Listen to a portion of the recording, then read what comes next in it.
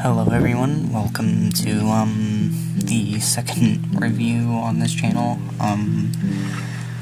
Gonna keep on brand, and I just got this guy in the mail. I'm gonna be taking a look at the Moonkight from 2023. He doesn't have a wave, so yeah, the armored Moonkight from the newer comic lines. So let's get this guy out of the box and take a look at everything. So here he is out of the packaging, and first impressions. I like the sculpt. I like the figure. Everything is like good. It's all reuse, of course, but I don't have this figure, so this is my first time having him, but I know he's reuse.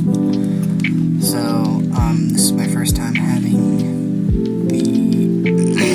the armored version of Moonkight.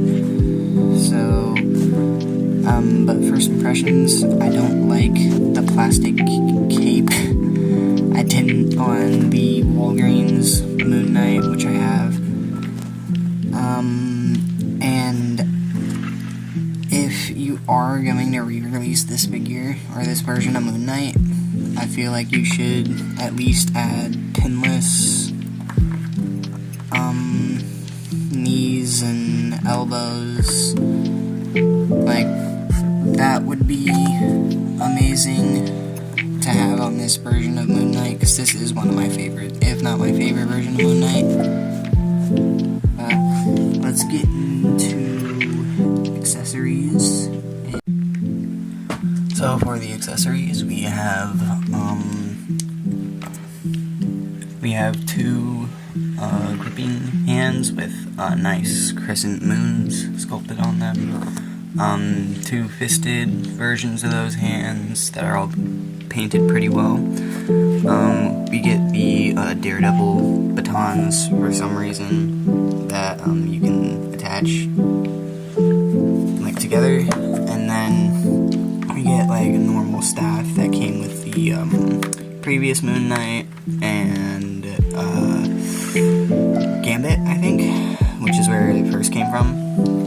And then we get one big moon ring right here, and then we get three of the smaller moon rings that go in little holes right here. They just stick in right there. They're a bitch to get in there, so I'm probably never going to use these. So they're probably going to get lost really fast. They're really small compared to my finger. Like that, it's like a fingernail. But let's get into the articulation. So for the articulation segment, I did put on a soft goods cape that I got from eBay. And so let's just get started with the head. Is on a ball joint. You can look up around that far and a lot further down, and he has ab crunch that moves that far forward and that far back. The arms go out that far. You can almost get him in a T-pose. They swing all the way around. Bicep swivel. Double jointed elbows that bend at about 90 degrees. And wrist swivel and hinge for all of them. Oh, no. For the open hands, it is a roll of the dice side to side. And then we get a waist swivel that's broken up by these little moon things right here, pieces of armor. I don't know. They like separate, if you can see that.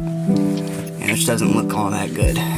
And leg can kick forward about that far and not back like whatsoever. Thigh cut, double jointed legs that bend in about that far. Oh, no, a lot further, about that far. Yeah, you can get them into some pretty crazy poses like that. Okay, that's good. And then we get a boot rotation, and of course, ankles down, up, and ankle pivot. Now let's get into size comparisons with some other figures and other Moon Knights. Here he is next to the Walgreens exclusive Moon Knight that I got for too much.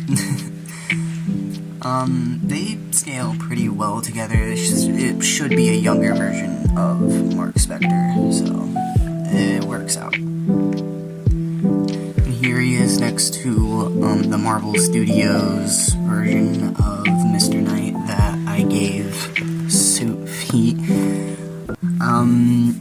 Yeah, the scale's pretty good together, I guess, because it is a guy in a piece of armor and then a guy in a suit, so yeah.